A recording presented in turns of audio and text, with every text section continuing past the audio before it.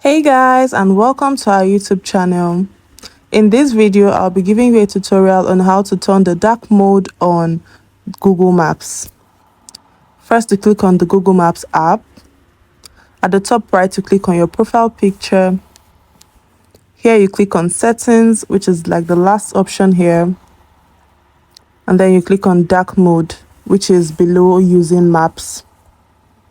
You can either turn it on, off, or same as your device setting. To click same as your device setting, you can easily come to settings here and add the dark mode on your control center just here. After which you can swipe on your control center and click on dark mode, then go to Google Maps and it's saved as dark mode on Google Maps.